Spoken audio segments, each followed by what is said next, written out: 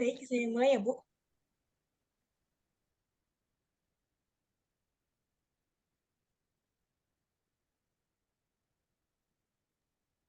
Baik, Bismillahirrahmanirrahim. Assalamualaikum warahmatullahi wabarakatuh. Shalom, Om Swastiastu, Namo Buddhaya, salam kebajikan, selamat siang dan salam sejahtera untuk kita semua. Yang terhormat, Ibu Dr. Amanda Setiorini, SPSI MM, selaku Kapuslit FE Unkris. Yang terhormat, Ibu Rosdiana SEMM, selaku moderator. Dan yang terhormat Bapak Unggul Purwahedi PSD CMA selaku narasumber, serta para hadirin yang saya hormati dan saya sayangi. Pertama-tama, marilah kita panjatkan puji dan syukur kepada Tuhan Yang Maha Esa atas segala nikmat dan karunia-Nya, sehingga kita dapat berkumpul pada acara seminar mengenal pendekatan kualitatif pada hari ini. Hadirin yang saya hormati, sebelumnya perkenalkan saya Veronica Rosari selaku MC pada hari ini. Izinkan saya untuk membacakan susunan acara pada seminar mengenal pendekatan kualitatif yang antara lain sebagai berikut. 1. Pembukaan, 2. Sambutan, 3. Pembacaan CV pemateri, 4. Penyampaian materi oleh narasumber, 5. Sesi tanya-jawab, 6. Penyerahan sertifikat, 7 sesi foto bersama, dan 8 pembacaan doa dan penutup.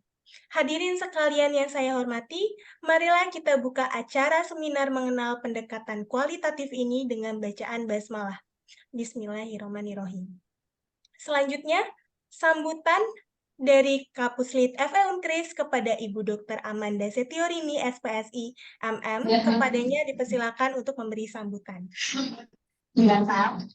Terima kasih, Vero. Assalamualaikum. Hari ini kita temanya berbeda ini. Kita belum pernah sampaikan. Jadi saya sangat Pak Unggul Purwodedi. Beliau ini adalah penguji saya waktu disertasi kemarin. Jadi yang menguyak-uyak beserta saya beserta kualitatifnya ini adalah beliau.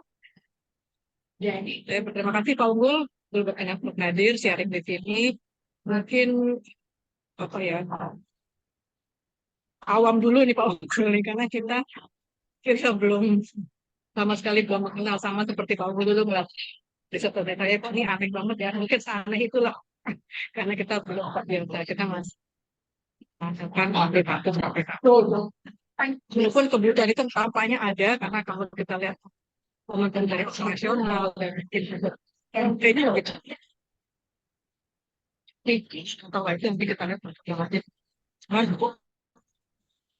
sesuai dengan misi kami di Puslit, kita mau membuka pengamatan seluas mungkin mengenai teknik supaya mahasiswa dan dosen di itu punya banyak pilihan dalam kegiatan. Ada kemarin ada metrik, ada systematic literature review, pokoknya semuanya kita mau memberikan wawasan supaya nggak terbatas lagi. Makin kaya makin bagus. Harapan saya mudah-mudahan bisa di-share kepada teman-temannya, semuanya bagaimana pendekatan jadi kita bukan kata berkumpulin cerah gitu ya, jadi diaktiflah kita menyikapi penelitian. Dari saya mungkin itu saja. Semoga Pak Unggul, terima kasih. Mohon maaf sekali lagi nih karena dengan banyak sedang kesibukan untuk membuat S3. Demikian dari saya. Semoga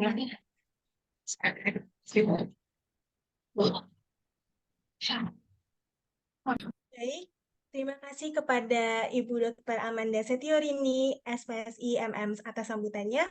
Untuk acara selanjutnya, langsung saja kita mulai acara seminar mengenal pendekatan kualitatif dengan moderator Ibu Rosdiana SEMM. Untuk Ibu Rosdiana SEMM, waktu dan tempat dipersilakan untuk memandu acara hari ini. Oke, baik. Terima kasih, Vero. Baik, Assalamualaikum warahmatullahi wabarakatuh. Selamat siang, salam sejahtera untuk kita semua. Yang saya hormati, strukturalnya berarti hanya Bu Amanda ya, Bu. Bu Amanda, Pak Hari, dosen yang hadir hari ini, serta narasumber dan hadirin yang berbahagia. Bersyukurlah kita karena telah diberi nikmat berupa kesehatan dan kesempatan untuk mengikuti acara pada hari ini. Diskusi kita hari ini dilatar belakangi oleh seperti tadi yang sudah sedikit dijelaskan oleh Bu Amanda, adanya kewajiban kita sebagai akademisi, baik itu dosen, mahasiswa, ataupun para peneliti, untuk membuat penelitian.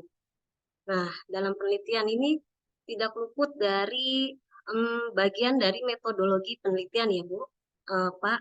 Nah, metodologi ini banyak sekali metode-metode yang bisa digunakan untuk penelitian. Nah, tinggal disesuaikan aja dengan latar belakang maupun tujuan dari para peneliti. Ada yang kualitatif, kuantitatif, terus apalagi tadi Bu Amanda ada literatur review dan lain-lain. Namun diskusi kita pada ya banyak banyak. Namun diskusi kita pada hari ini kita membahas tentang kualitatif dan bagaimana peneliti menggunakan kualitatif sebagai metodologi penelitian. Saya selaku moderator Rosdiana terlebih dahulu akan memperkenalkan narasumber kita pada hari ini. Saya sambil share screen CV-nya ya Pak.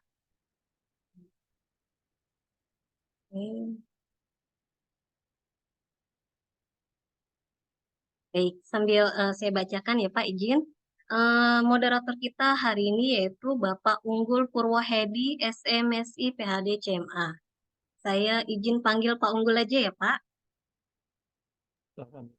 Ya baik, terima kasih. Pak Unggul ini alumni dari Undip ya Pak, untuk bidangnya Finance dan Accounting.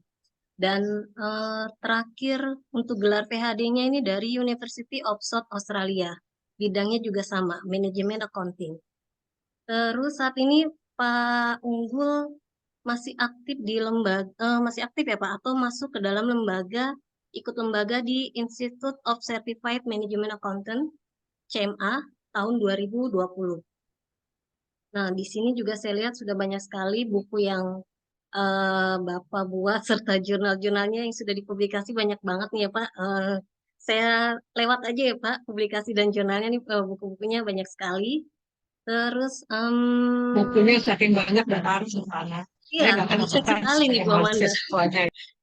Langsung aja nih, Pak Unggul masih aktif saat ini sebagai dosen di UNJ ya Pak, masih aktif sebagai dosen di UNJ, jurusan akuntansi, Fakultas Ekonomi, pernah menjabat juga sebagai ketua jurusan akuntansi Fakultas Ekonomi UNJ juga, pernah menjabat sebagai wakil direktur program studi manajemen Fakultas Ekonomi UNJ juga, pernah sebagai editor tamu pada Journal for Global Business Advancement JGBA, sebagai reviewer juga Simposium Nasional Akuntansi, dan saat ini masih aktif sebagai reviewer pada Jurnal Riset Akuntansi Indonesia IAI 2018 sampai dengan sekarang, dan masih menjabat sebagai supervisor dan penguji di Pusdiklat Direktorat Jenderal Bea dan Cukai, Kementerian Keuangan Republik Indonesia, dan masih aktif sebagai reviewer di Jurnal Ekonomi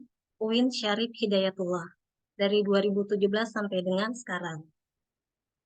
Izin saya stop share ya Pak.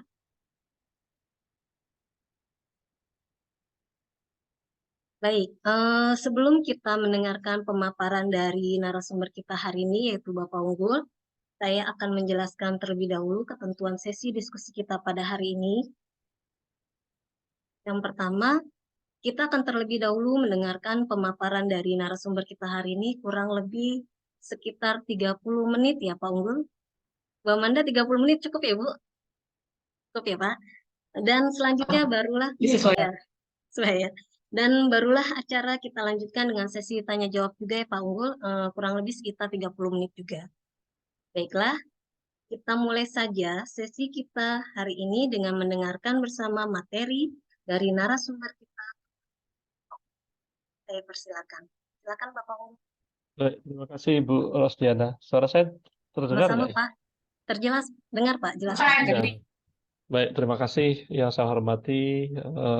Meskipun tidak hadir, mungkin ada yang mewakili Dekan Fakultas Ekonomi Universitas Krishna Dwi Payana, Dr. Imam Wibowo, atau yang mewakilkan gitu ya. Kemudian yang saya banggakan ini Kepala Pusat Penelitian FE Unkris, ya itu. Saya ngeri ini ya, Kapuslit itu kalau ngomong sama Kapuslit. Serem ya Pak ya. Iya, serem itu. Biasanya banyak ilmunya itu Bu Dr. Amanda Storini. Kemudian Bu Moderator, Bu Rosdiana, MC, Mbak Veronica, dan Bapak Ibu dosen yang saya hormati dan saya banggakan.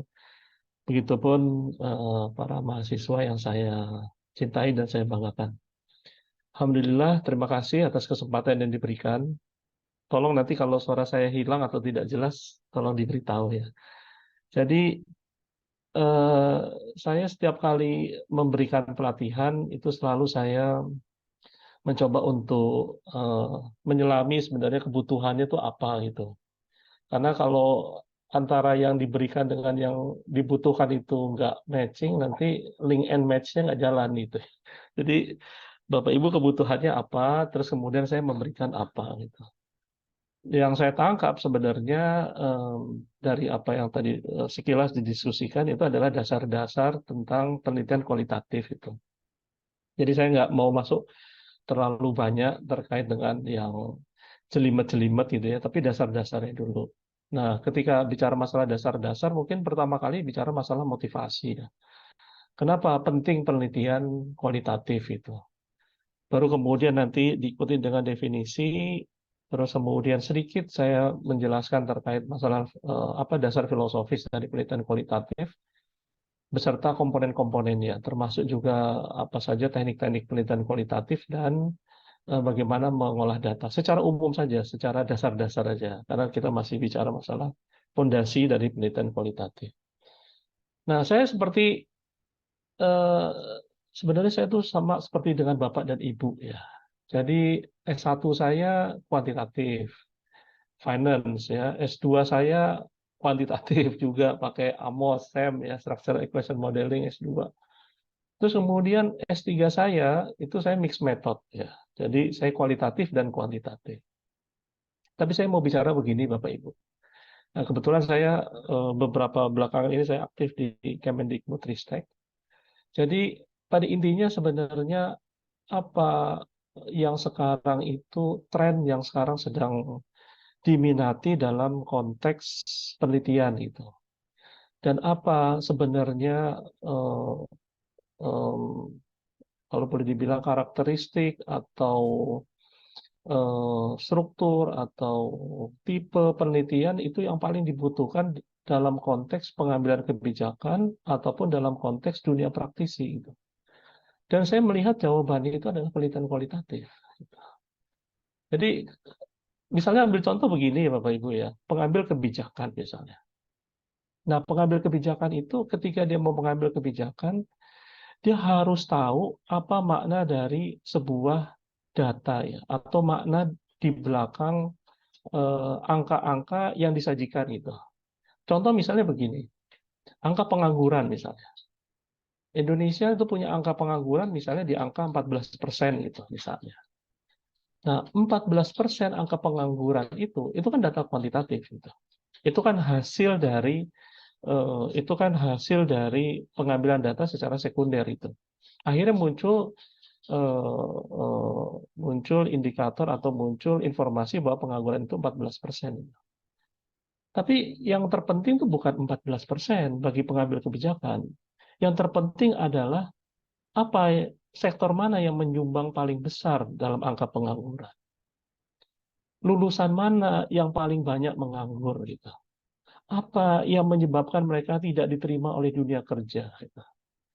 Kemampuan apa, skill apa itu yang matching dengan kebutuhan dunia kerja yang sekarang saat ini sedang dibutuhkan gitu. Belum lagi kalau kita bicara per regional ya, di setiap wilayah itu punya kebutuhan dunia kerja, kebutuhan spesifikasi yang berbeda-beda gitu, keterampilan yang berbeda-beda. Itu data kualitatif dan itu bisa diperoleh dari desain penelitian yang sifatnya eksploratif gitu. Dan itu core-nya ada di kualitatif itu. Begitupun untuk penelitian-penelitian, banyak sekali macam penelitian itu. Ini saya ambil ilustrasinya dari Profesor Hopwood, ya. Ini pendiri dari salah satu jurnal di accounting yang terkenal, Accounting Organization and Society. Misalnya ambil contoh gitu, ada peneliti atau seorang akuntan, dia yang selalu bicara masalah data-data kuantitatif itu. Dia selalu bicara bagaimana mengeneralisir temuan itu ke dalam populasi. Bagaimana dia menyusun model, bagaimana dia menyusun mensimplifikasi fenomena dalam konteks matematis. Tapi ada juga di sisi lain, ya, peneliti atau orang yang tertarik dengan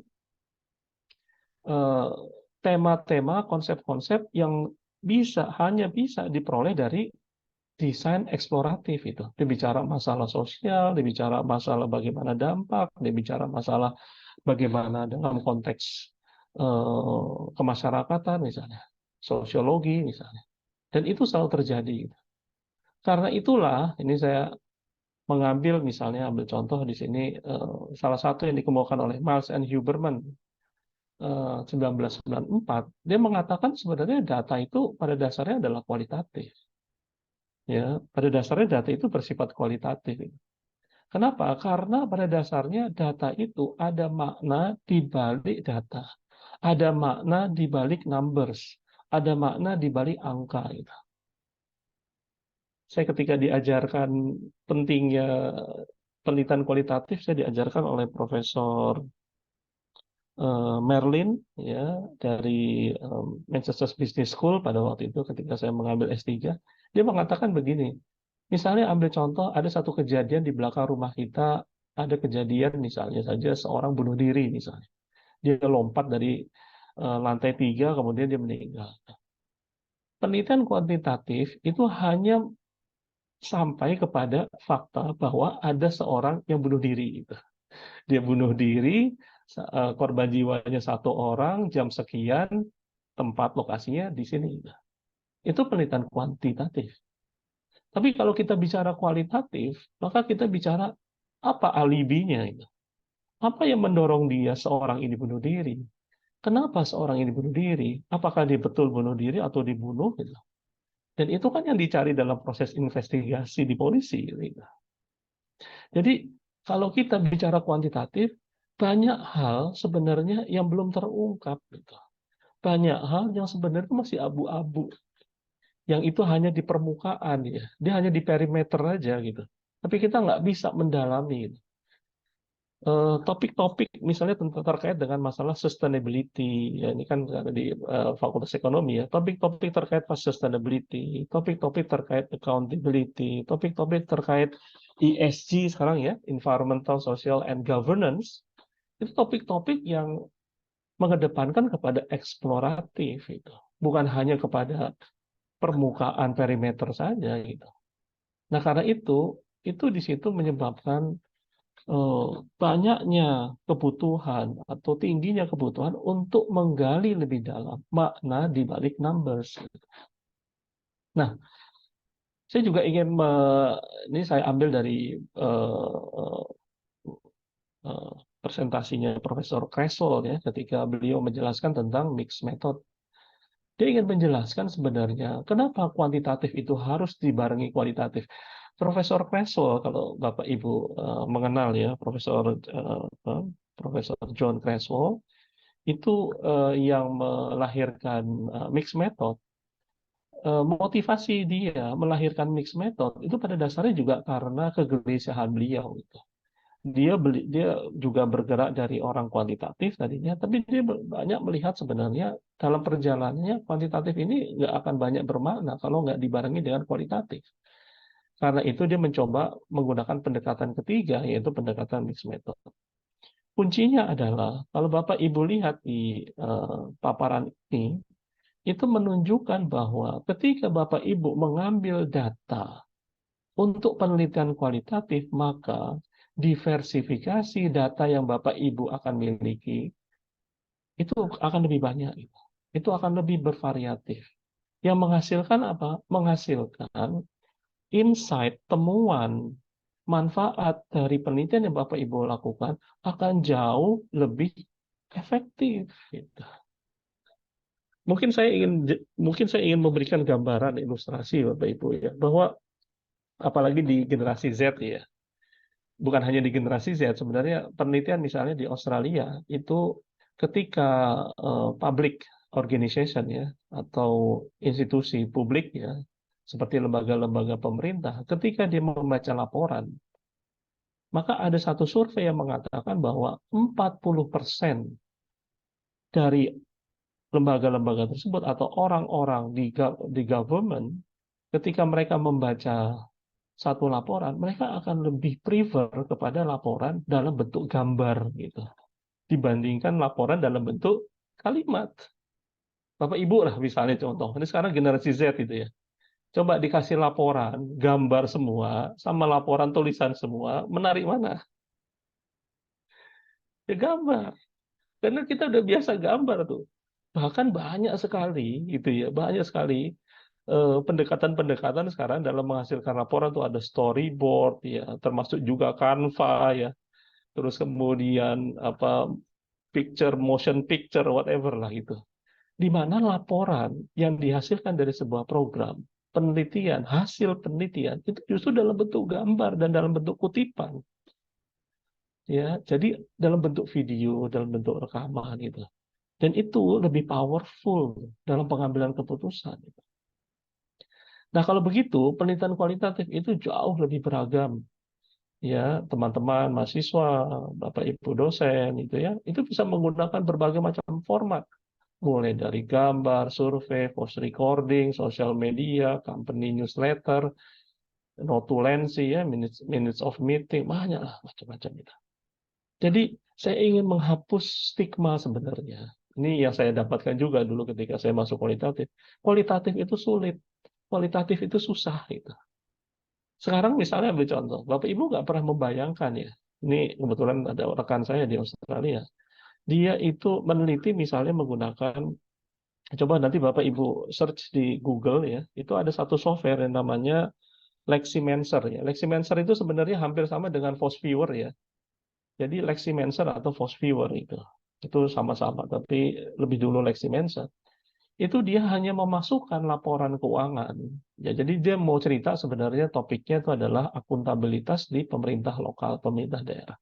Dia hanya memasukkan laporan PDF ya. PDF-nya laporan-laporan pemerintah daerah atau laporan pemerintah provinsi, misalnya dia scan saja, dia masukkan ke Leximancer, jadi tuh. Udah jadi nanti bubble-bubble itu ya. Lingkaran-lingkaran topik-topik itu. Tema-tema itu udah habis dari situ dia udah analisis, itu udah jadi disertasi, itu sudah jadi jurnal, itu bahkan dia bisa masuk ke Pacific Journal of Accounting gitu. Jadi itu mudah sekali, itu nggak kepikiran itu penelitian apa, penelitian kualitatif. Nah jadi itu hal yang sangat luar biasa. Nah ini saya mau berikan satu contoh saja, mungkin nanti Bapak Ibu bisa membaca. Ini saya ambil dari Jurnal Accounting Organization and Society, ini jurnal elit dunia. Ini penulisnya Jeremy F. Den ya. Judulnya adalah Accounting and Organizational Culture, a Field Study of the Emergence of New Organizational Reality. Kenapa saya suka paper ini, artikel jurnal ini? Karena dia itu nulis paper seperti dia bercerita itu. Jadi dia bercerita satu hari. Ini sebenarnya dia cerita apa nih? Dia nulis paper sebenarnya dia mau cerita perubahan, transformasi organisasi yang terjadi di UK Railway Company. Kalau di kita tuh di PT KAI lah itu. Bapak Ibu kan kalau yang umurnya udah lumayan itu ngalamin dong waktu naik kereta ekonomi itu karcisnya masih merah terus kemudian dibolongin sama kondektur, masih ngalamin ya. Terus kemudian tiba-tiba kita lagi tidur ada yang nyapu gitu kan, atau yang jual telur asin kan masih ngalamin. Sampai sekarang PT KAI berubah sedemikian profesionalnya. Itu sebenarnya dia mau cerita itu hal yang sama gitu. Dan itu bisa dilakukan dalam apa? Penelitian kualitatif dengan menggunakan case study. Itu enggak.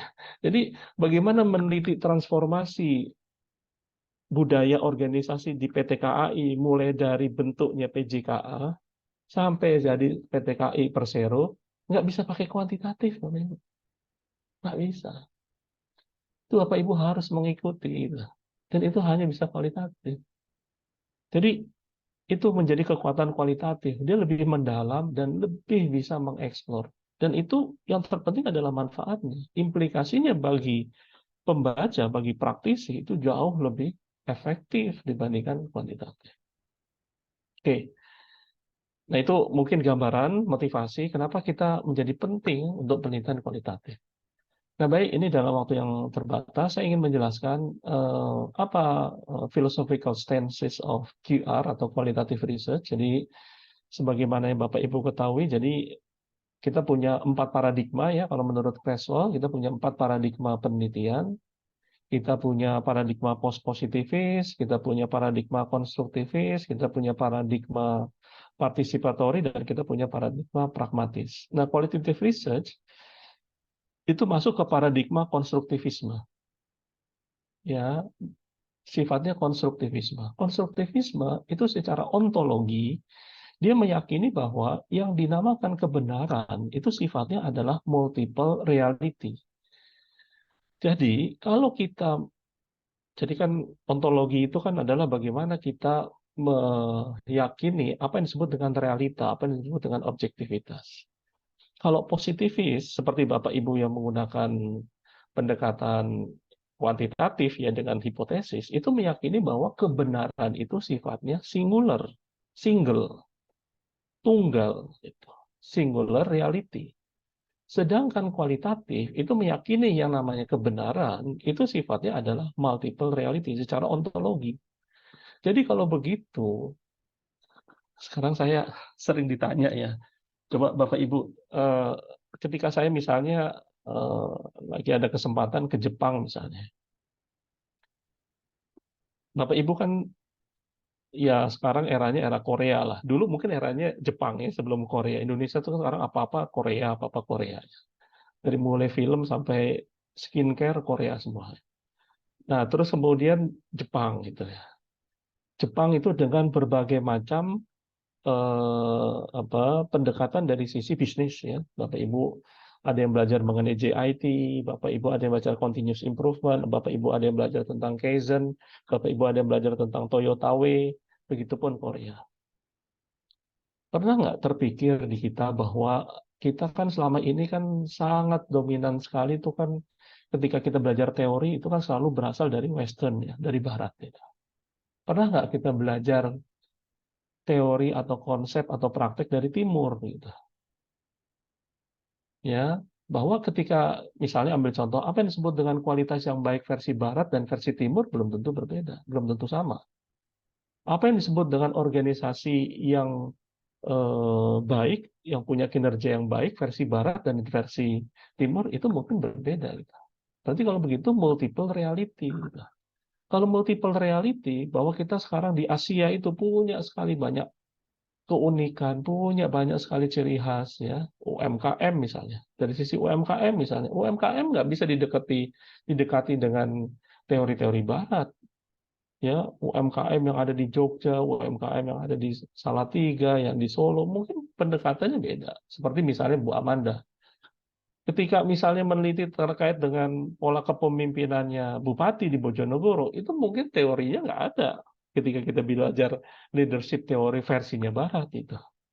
Karena bisa jadi versinya Bupati Bojonegoro, dia punya keunikan khas dari Bojonegoro yang tidak dipahami oleh dunia Barat. Gitu. Itu bisa dengan apa? Kualitatif. Karena itu multiple reality itu menjadi penting ontologi dari sisi paradigma konstruktivisme. Yang kemudian nanti akan melahirkan ya paradigma konstruktivisme itu akan melahirkan ontologinya itu adalah multiple reality, kemudian metodologinya adalah metodologi induktif, metodologi yang bottom up ya dari bawah ke atas. Nah, metodologi induktif itu nanti anaknya itu adalah pendekatan kualitatif.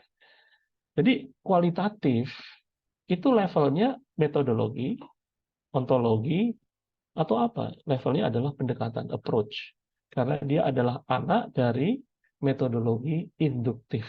Pendekatannya adalah kualitatif. Jadi kalau begitu, apa yang dimaksud dengan kualitatif? Kualitatif dalam konteks pendekatan kualitatif, itu mengatakan, meyakini bahwa yang namanya argumen penelitian, kalau dalam konteks kualitatif, yang namanya menjawab pertanyaan penelitian, ya, menjawab pertanyaan penelitian, itu menggunakan apa? Menggunakan judgment, menggunakan subjectivity dari si peneliti. Jadi itu yang disebut dengan kualitatif itu. Jadi kualitatif adalah bagaimana suatu penelitian menjawab pertanyaan penelitian dengan menggunakan subjektivitas dari seorang peneliti. Nah, sekarang pertanyaannya, bagaimana melihat penelitian kualitatif yang berkualitas, Pak Ida? Jadi kita, Bapak Ibu misalnya, nanti sebagai peneliti atau sebagai reviewer, ketika meneliti sebuah penelitian kualitatif, gimana caranya menentukan penelitian kualitatif itu berkualitas atau tidak? Itu gampang caranya, saya beritahu. Caranya adalah dengan melihat konsistensi antara pertanyaan penelitian dengan pembahasan. Apakah di pembahasan itu menjawab pertanyaan penelitian? Itu aja sebenarnya. Ya, jadi kalau misalnya Bapak Ibu pertanyaan penelitiannya apa, siapa, maka jawabannya di pembahasan di bab 4, apa dan siapa. Bukan pertanyaannya apa, siapa, jawabannya kemana dan di mana. Itu aja tuh. Nah, bagaimana menjawab itu dengan subjektivitas peneliti? Itu aja. Oh, enak dong Pak kalau begitu. Saya bisa-bisa saya aja bahas. Ya memang begitu kualitatif. Kualitatif ya bisa seenaknya peneliti. Ya, secara ekstrim ya memang begitu. Tinggal nanti kita akan lihat tekniknya pakai apa. Tentunya nanti akan dilihat bagaimana reliabilitas dan validitasnya. Nanti saya akan bicara. Nah, kemudian nanti saya diberitahu Bu Rosdiana ya kalau kurang 5 menit lagi ya. Baik, Pak. Siap. Baik. Kemudian apa saja tahapan dalam penelitian kualitatif? Ini saya ambil dari bukunya Alan Breman tahun 2008 tentang Social Research Method. Ini ada versinya lagi, nanti versinya Miles and Huberman ya 1994. Tapi saya ambil dari Alan Breman dulu lah. Profesor Breman ini profesor yang sangat terkenal ya dalam penelitian kualitatif, banyak sekali bukunya tentang penelitian kualitatif dan banyak diacu oleh penelitian-penelitian di luar negeri. Nah, Profesor Alan Breman itu mengatakan minimal ada 6 tahapan untuk penelitian kualitatif. Nah, ini Bapak Ibu. Sekarang saya ingin memberikan satu kunci sebenarnya, salah satu istilahnya triks ya. Dalam penelitian kualitatif, selalu kita itu harus berfokus bagaimana kita merumuskan pertanyaan penelitian yang baik. Jadi pertanyaan penelitian itu sering saya sebut sebagai jantung penelitian kualitatif. Itu jantung penelitian kualitatif itu adalah di pertanyaan penelitian. Jadi pertanyaan penelitian itu harus di-highlight, harus di-underline, harus difokuskan. Itu memang benar-benar yang akan kita gali. Ya tadi ya, karena saya ingin memberikan clue gitu bahwa kualitatif yang baik itu adalah konsistensi ada pertanyaan dan pembahasan. Kemudian setelah kita merumuskan pertanyaan penelitian, ini perlu saya jelaskan bahwa sama dengan penelitian yang lain ya, bahwa ketika kita menyusun pertanyaan penelitian itu harus didasari atas problem ya, itu jelas. Jadi bukan berarti fokusnya hanya ke pertanyaan gitu, tapi nggak ada problem gitu. Ya Profesor Hare kan selalu bicara bahwa no problem no research ya. Profesor Uma Sekaran juga mengatakan hal yang sama dalam bukunya No Problem No Research itu. Jadi hanya ada masalah baru ada penelitian. Jadi kita harus menemukan dulu apa research gap-nya. Setelah kita menemukan research gap, baru turunannya adalah research question, pertanyaan penelitian. Baik. Nah, setelah menyusun pertanyaan penelitian, baru kita bicara masalah kasus atau situs yang relevan. Ya, di mana kasusnya? Di mana situsnya? Case study-nya di mana? Ya, tempatnya di mana? Lokusnya di mana? Nah, kita tentukan itu. Setelah itu baru kita masuk ke pengambilan data. Ya, nah pengambilan data tuh tadi saya sudah berikan ya, banyak sekali format data yang bisa diambil, tapi pada intinya adalah data yang diambil itu harus yang relevan. Yang relevan itu maksudnya apa? Sesuai dengan pertanyaan penelitian. Jadi relevan di sini adalah sesuai dengan pertanyaan penelitian. Apa yang bisa menjawab pertanyaan penelitian? Itu yang disebut dengan relevan. Oke, setelah kita mengambil data, baru kemudian kita bisa melakukan interpretasi data. Nah, interpretasi data, kemudian dengan berarti kita dalam konteks ini pengambilan data, setelah pengambilan data kita menginterpretasi data, itu dalam penelitian kualitatif ada yang dikenal dengan the loops of qualitative data analysis itu ya. Jadi itu seperti lingkaran muter gitu ya. Ya, jadi kalau di sini Profesor Briman mengatakan setelah interpretasi adalah merumuskan kerangka konseptual. Nah, kerangka konseptual ini bentuknya itu nanti adalah grounded theory. Tadi saya jelaskan grounded theory. Terus kemudian kalau ada, intinya begini, kalau ada data yang kurang, data yang belum menjawab pertanyaan penelitian, maka kita akan mengambil data kembali. Ya, data yang kita ambil belum menjawab pertanyaan penelitian, ambil data kembali. Belum menjawab, ambil data kembali. Sudah menjawab, stop.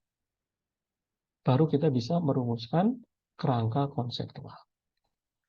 Nah, ini berbeda kerangka konseptual dengan penelitian kuantitatif ya Bapak Ibu ya.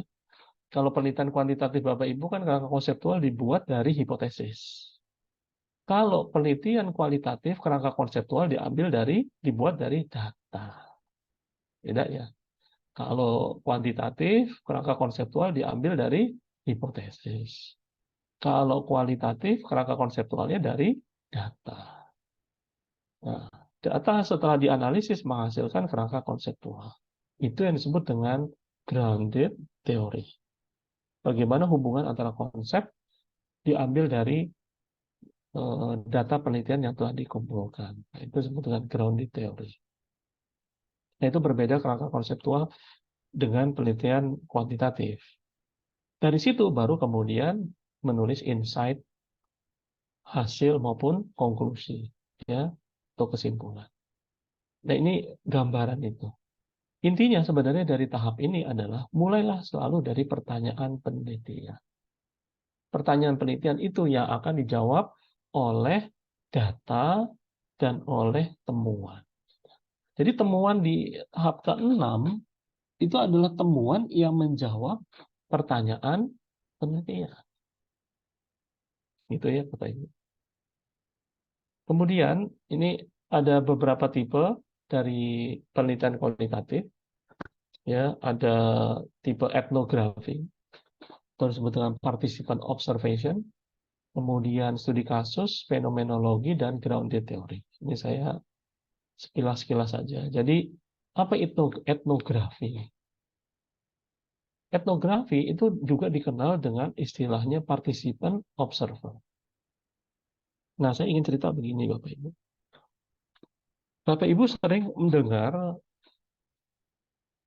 teknik pengumpulan data atau teknik pengambilan data dengan menggunakan observasi. Selalu sering mendengar itu ya, observasi, observasi, observasi. Sebenarnya observasi yang paling ideal adalah observasi yang bentuknya adalah participant observer. Apa itu participant observer?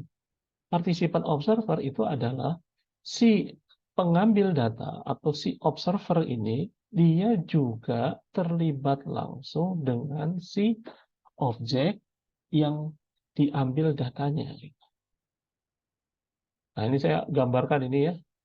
Ini ada yang paling terkenal ini Profesor Margaret Mead.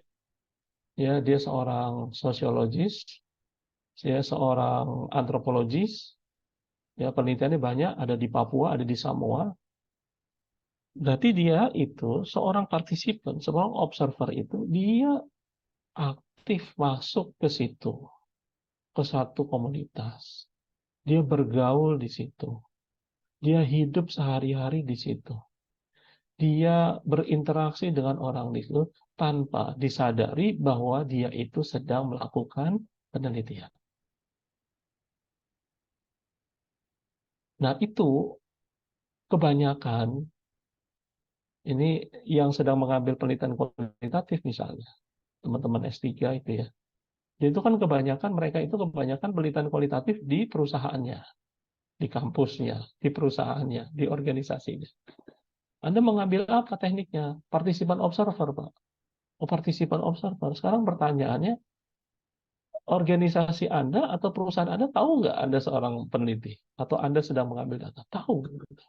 Nah, berarti Anda itu bukan dalam bentuk yang ideal. Gitu. Karena kalau Anda dalam bentuk yang ideal, maka Anda dalam bentuk yang pertama ini, complete participant. Complete participant berarti dia berinteraksi sehari-hari, bergaul, ya, tanpa disadari bahwa dia itu sedang melakukan penelitian. Itu complete participant. Lawannya itu adalah complete observer.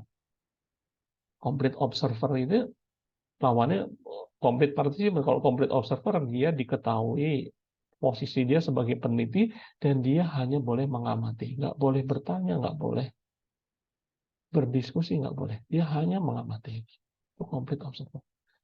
Etnografi, kenapa disebut etnografi? Karena dengan melakukan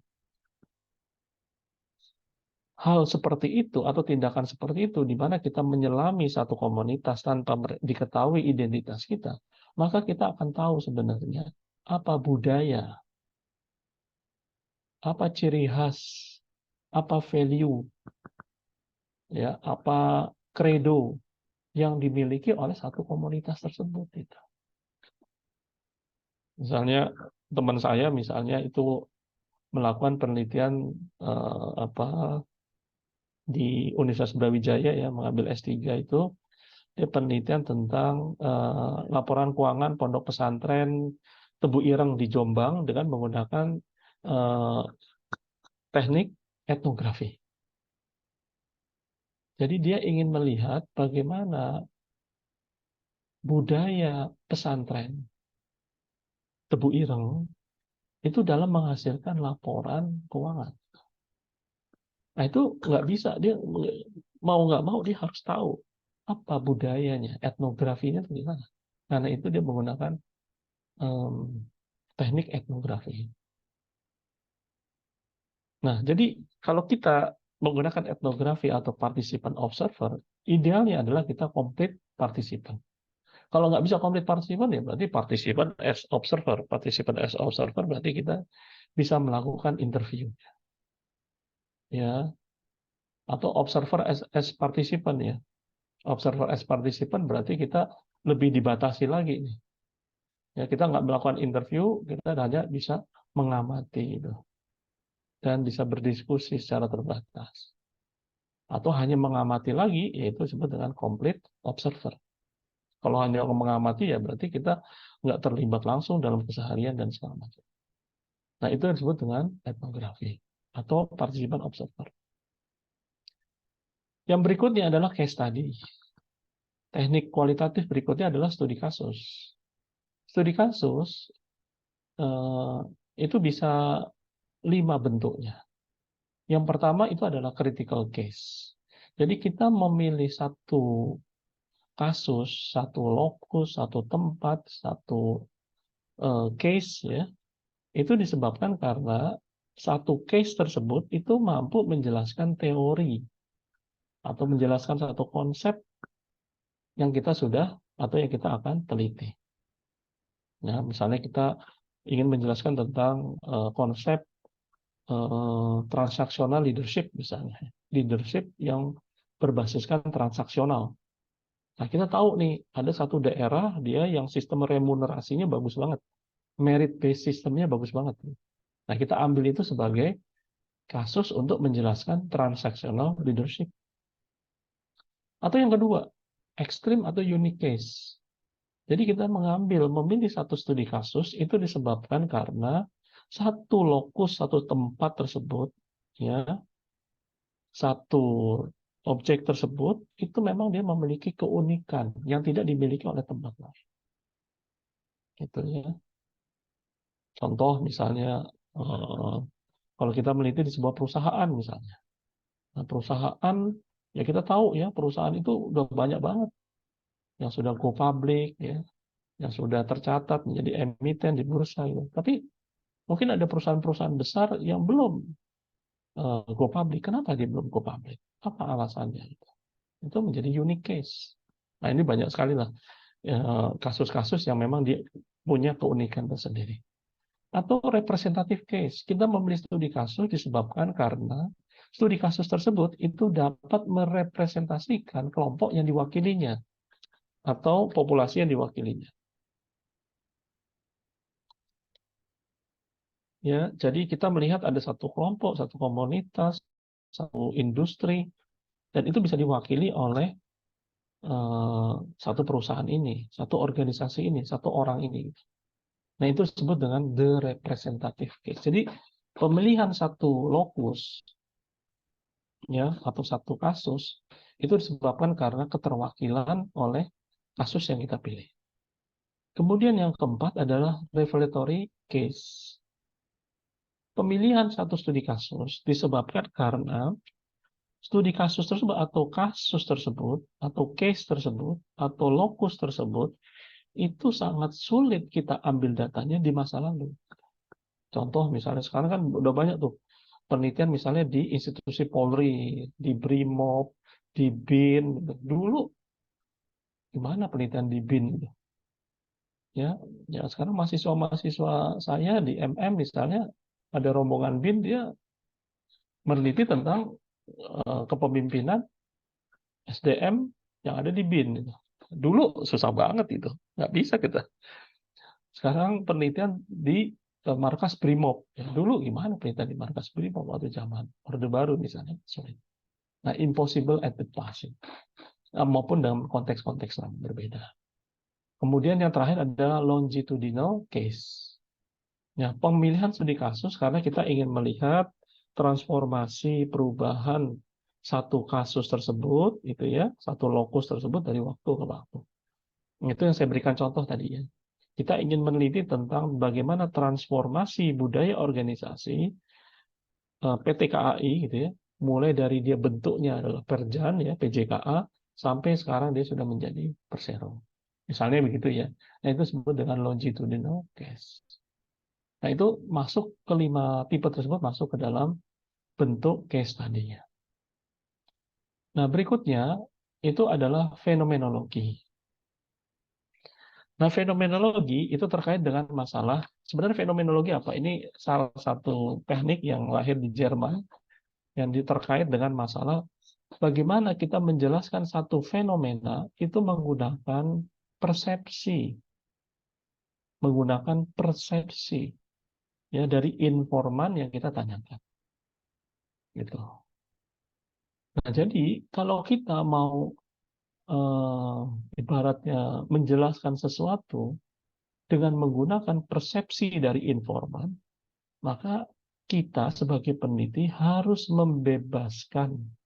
Nah, ini a priori dan posteriori ya. Apakah kita punya pemahaman sebelumnya tentang sesuatu konsep atau sesuatu fenomena, atau kita memang benar-benar membebaskan sehingga kita menerima sesuatu yang baru dari informan tersebut. Jadi misalnya ambil contoh, saya mau meneliti tentang bagaimana sih akuntabilitas misalnya di rumah sakit umum daerah. Berarti saya, meskipun saya sebagai auditor, pemerintah misalnya saya bekerja di BPKP, atau saya bekerja di BPK, saya nggak boleh memasukkan ilmu BPK saya ketika saya menganalisis data saya. Saya harus benar-benar membebaskan pikiran saya dari segala macam pengetahuan saya tentang apa itu akuntabilitas, apa itu audit, apa itu laporan audit, apa itu opini audit. Saya harus membebaskan itu. Saya hanya mau mendengar dari mereka terkait apa yang mereka pahami tentang akuntabilitas. Nah, itu disebutkan dalam Mustakas 1994 ya bukunya ya tentang fenomenologi. Itu yang tahap yang pertama itu adalah disebut dengan epos. Jadi si peneliti itu harus membebaskan diri. Nah, misalnya saya pernah menguji S3 yaitu tadi ya terkait dengan fenomena fraud ya, fenomena fraud ya, fenomena terjadinya fraud atau kecurangan di rumah sakit daerah. Apa yang disebut dengan fraud? Ya. Nah, kebetulan penelitinya itu orang BPK. Nah, ketika dia mengajukan pertanyaannya itu udah bukannya harusnya dibebaskan, tapi justru dia mendrive ya, si informan itu untuk menjawab sesuai dengan pengetahuan dia terkait dengan masalah fraud, terkait masalah kecurangan atau penyimpangan. Itu nggak boleh gitu. Dalam fenomenologi itu tidak diperkenankan. Jadi dia tanya, misalnya ambil contoh, dia tanya apa yang Anda pahami tentang fraud ya. Terus kemudian bagaimana SOP-nya gitu ya. Terus kemudian kenapa Anda memperoleh opini sedemikian gitu ya. Nah, itu nggak boleh ya. Dia harus benar-benar membebaskan. Bertanya itu apa yang Anda ketahui tentang fraud? Apa yang Anda pahami tentang fraud? Jadi pertanyaan terbuka. Baru kemudian disusul dengan methods of preparation, data collection, dan organizing and analyzing data. Nah, ini hampir sama dengan metode kualitatif yang lain. Itu fenomenologi. Nah, itu teknik yang disebut dengan fenomena. Yang terakhir itu adalah grounded theory. Grounded theory itu yang saya jelaskan. Jadi penelitian kualitatif yang di akhirnya, di penghujungnya, itu akan menghasilkan satu, kalau saya sebut itu sebenarnya bukan kerangka konseptual ya. Kalau saya sebut itu seperti apa ya, konseptual map ya, peta konseptual, bukan konseptual framework ya, tapi peta konseptual, konseptual map. Kalau di NVivo itu software untuk kualitatif, itu dia menyebutnya konseptual map gitu. Jadi di akhir penelitiannya, si penelitian kualitatif ini akan menghasilkan sebuah konseptual map gitu. Ya, jadi konseptual map itu sebuah kerangka atau sebuah map konseptual. Bagaimana keterhubungan antara konsep-konsep yang ditemukan dari penelitian kualitatif. Nah, kerangka ini atau map ini itulah yang kemudian bisa digunakan oleh penelitian berikutnya apabila dia ingin meneliti dari sisi kuantitatif. Nah, jadi grounded theory ini bukanlah grand theory seperti kalau kita penelitian kuantitatif ya. Kalau di kuantitatif kan kita mengenal apa yang disebut dengan grand theory atau general theory, bukan. Jadi grounded theory itu adalah, kalau saya ambil dari Strauss and Corbin ya, dia mengatakan a theory that was derived from data systematically gathered and analyzed through the research process. Jadi kalau begitu teori itu adalah hubungan, teori itu adalah konstelasi antara konsep, antara ya, tema gitu ya, yang kita hasilkan dari analisis data kualitatif. Itu menurut Strauss and Corbin. Baik, kemudian ini salah satu, sebenarnya sama dengan yang Breeman tadi, Profesor Breeman ya. Jadi ini adalah bentuk dari qualitative data analysis (QDA), di mana ini yang paling apa istilahnya, paling terkenal ini ya, Miles and Huberman 1994. Jadi mulai dari data collection, terus kemudian data reduction. Ini penting ya untuk yang nanti akan melakukan penelitian kualitatif, bahwa Anda akan mendapatkan banyak sekali data. Anda akan kebanjiran data. Nah, data ini harus direduksi ya, harus dikurangi ya. Nah, kurangi apa? Dengan cara apa? Ini dengan cara Anda melakukan coding. Jadi istilahnya itu, istilah kualitatifnya itu coding gitu. Nah, kemarin saya beberapa waktu yang lalu juga melakukan pelatihan juga terkait penelitian kualitatif di salah satu politeknik ya. Itu mereka mengemukakan banyak sekali dosen-dosen itu yang mengatakan bahwa dalam penelitian kualitatif itu tidak perlulah dilakukan coding gitu ya. Nah, itu kemudian saya tegaskan bahwa yang namanya penelitian kualitatif untuk mereduksi data yang kita peroleh ya itu kita lakukan coding. Dari coding itu nanti kita akan memperoleh tema-tema. Setelah itu baru kita bisa melakukan data display dan akhirnya adalah conclusion. Ini mungkin hampir sama dengan yang tadi Profesor Briman ya.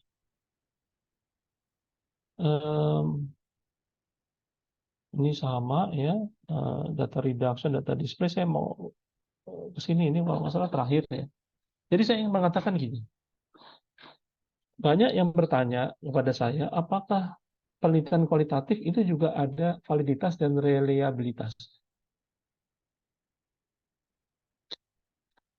Kalau di penelitian kuantitatif kan validitas ya, validitas kalau yang pakai SEM itu kan ada loading factor, ada AV ya. Terus kemudian Spearman correlation itu. Terus kemudian reliabilitas menggunakan kurva alfa, terus menggunakan construct reliability dan sebagainya. Kalau di kualitatif ada nggak validitas reliabilitas? Jawabannya ada. Dan itu dikemukakan di banyak buku-buku metode kualitatif. Minimal 2 yang saya baca, dari bukunya Miles and Huberman dan bukunya Profesor Alan Briman. Jadi mereka mengenal apa yang disebut dengan reliabilitas dan validitas.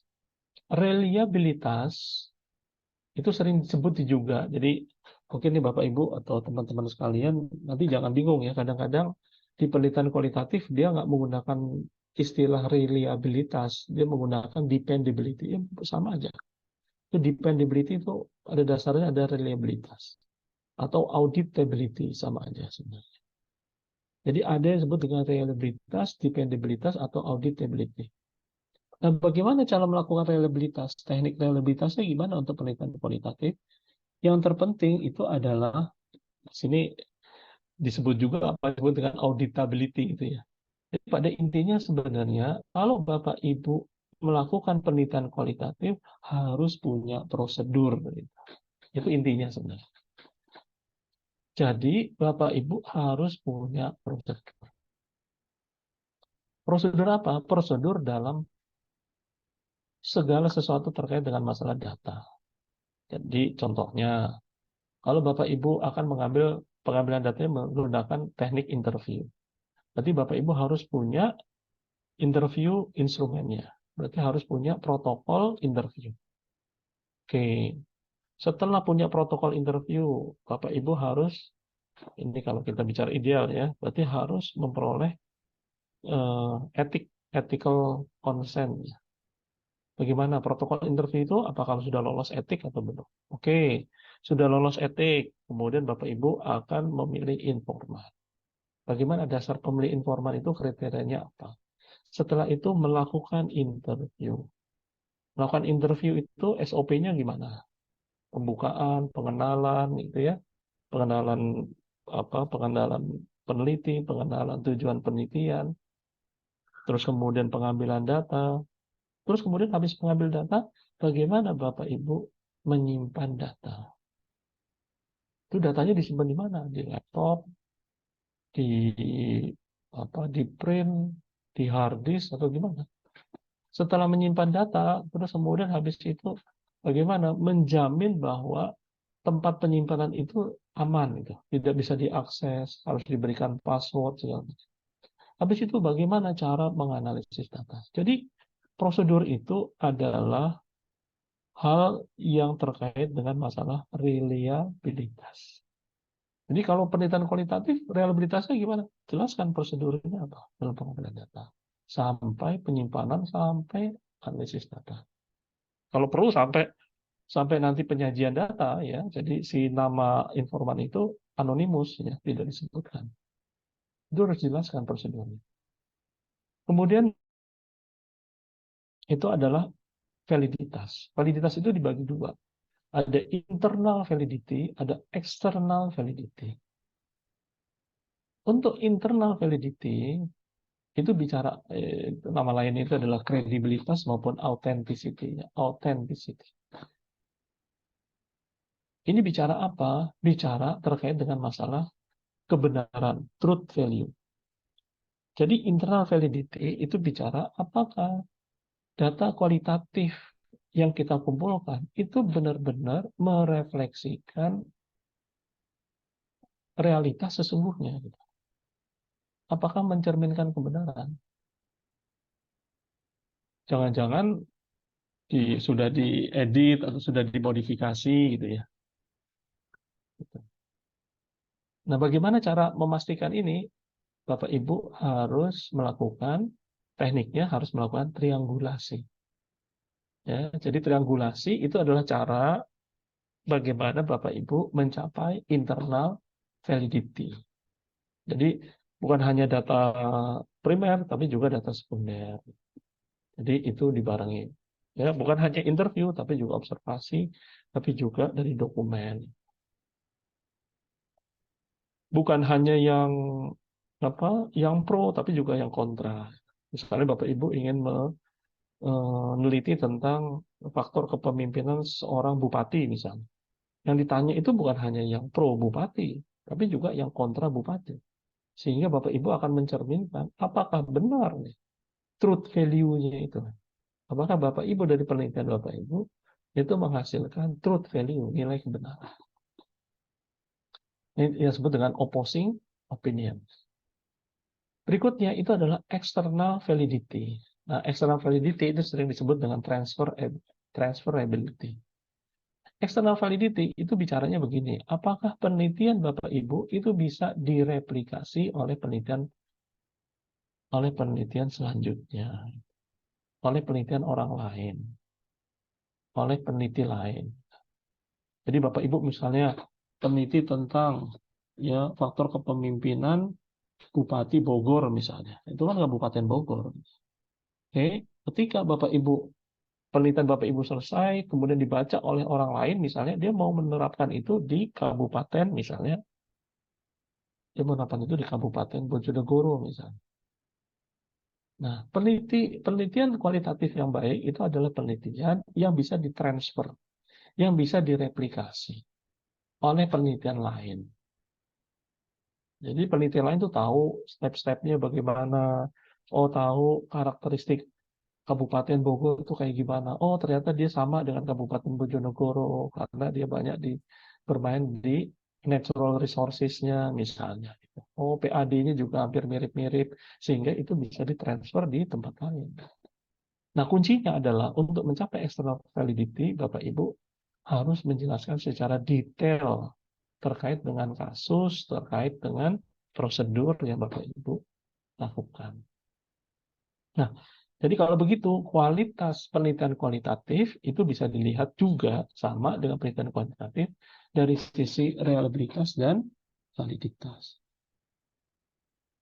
Kalau nggak salah ini ya, itu mungkin Bu Rosdiana dari saya paparannya, mudah-mudahan bisa dilanjutkan dalam sesi diskusi. Terima kasih. Baik, terima kasih kepada narasumber kita, Bapak Unggul, atas pemaparan materinya. Dan selanjutnya saya buka untuk termin pertama ya Pak, untuk 3 penanya kepada teman-teman sekalian, rekan dosen maupun para mahasiswa dan audiens. Jika ada pertanyaan, monggo silakan bisa raise hand, nanti bisa langsung saja pertanyaannya atau bisa kami bantu via chat. Silakan bisa via chat atau raise hand. Silakan teman-teman, boleh pertanyaannya disiapkan.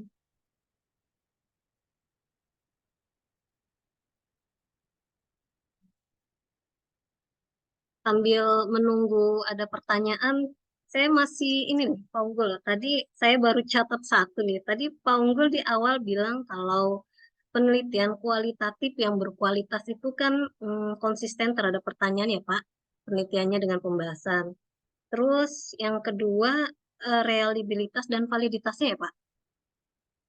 Nah, yang ketiga dan keempatnya ini bagian yang mana nih Pak? Bisa dikatakan kalau penelitian kualitatif itu berkualitas. Ya, jadi pada dasarnya sebenarnya yang tadi itu, jadi konsistensi antara pertanyaan, penelitian, dengan pembahasan itu yang paling penting. Oh iya. Jadi itu yang screening awal tuh di situ sebenarnya. Jadi untuk men-screening apakah dia ini penelitian yang bagus apa enggak, itu sebenarnya dari situ. itu sepertinya simpel ya. Jadi Ya. ya nggak mungkin lah Pak. Misalnya pembahasan misalnya nggak menjawab pertanyaan penelitian itu sebenarnya simpel. Sepertinya simpel, tapi itu juga saya temukan juga ya di paper-paper yang di Simposium Nasional Akuntansi misalnya ketika saya mereview misalnya paper-paper yang dikirimkan di SNA itu ya banyak juga gitu ya pertanyaannya kemana terus Pembahasannya kemana kemudian ya ya? pembahasan kemana gitu.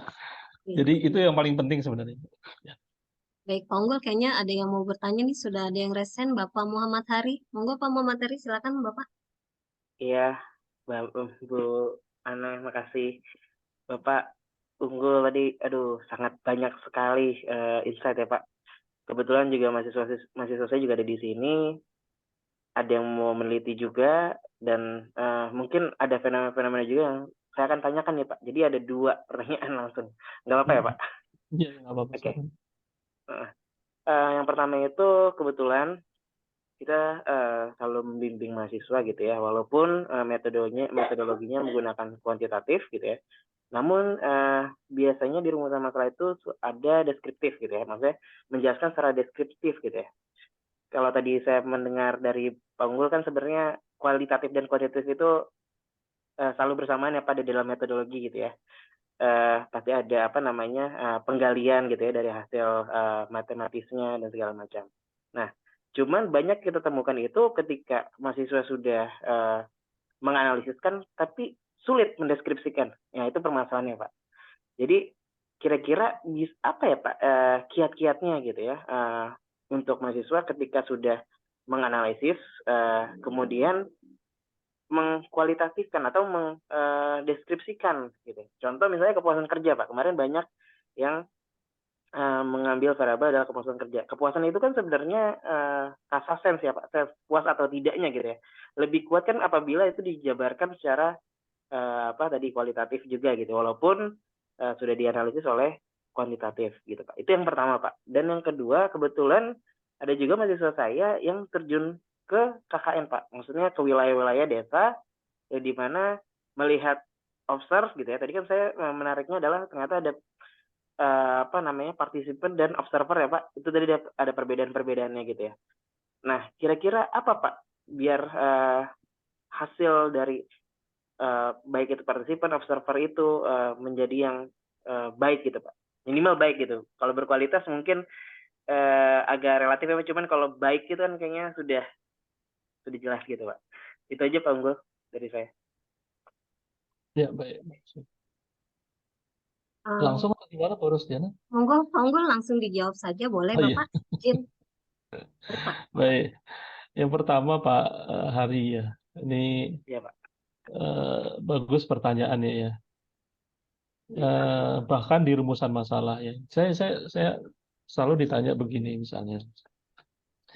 Penelitian mix method misalnya ya. Penelitian yang mix gitu ya antara kuantitatif dan kualitatif. Itu sebenarnya mulai dari mana Pak itu? Kalau biasanya kan kita itu hanya di datanya saja ya. Di data ya data kuantitatif campur kualitatif. Saya bilang enggak. Yang namanya penelitian mix itu dia mulai dari masalah pun ada masalah kuantitatif, ada masalah kualitatif. Oke, baik Pak. Berarti itu saya bagi tuh, itu di disertasi saya. Jadi saya itu misalnya di research, misalnya di problem statement ya. Jadi di problem statement itu saya bagi, Pak. Jadi ada problem statement kuantitatif, jadi saya sebutnya itu kuantitatif problem statement, kemudian ada kualitatif problem statement gitu. Jadi maksud saya itu bahkan sampai mungkin kan dalam konteks kita setelah rumusan masalah kan kita masukkan ke tujuan penelitian ya. Nah, nanti di tujuan penelitian itu kita akan bagi tuh Pak, ada tujuan penelitian kuantitatif, tujuan penelitian kualitatif gitu. Nah, jadi kalau begitu, saya ingin begini dulu. Saya ingin kita itu nggak setengah-setengah.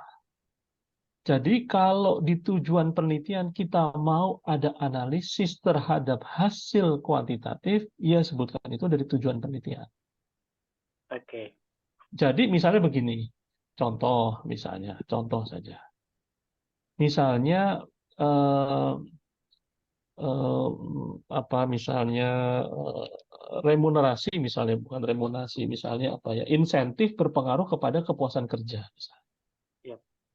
di kuantitatifnya berarti kan kita menguji ya mau pakai regresi atau apapun itu, berarti kan kita menguji uji T-nya ya, insentif terhadap kepuasan kerja. Berarti ada keluar angka statistik.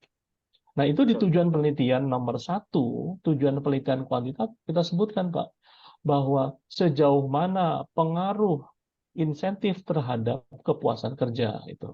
Kita ingin menguji kan itu, menguji sejauh mana pengaruh insentif terhadap kepuasan kerja. Itu tujuan kuantitatif. Oke. Nah, berarti di nomor 2-nya, kalau Bapak mau itu apa yang kualitatif, berarti Bapak akan jelaskan kan di situ.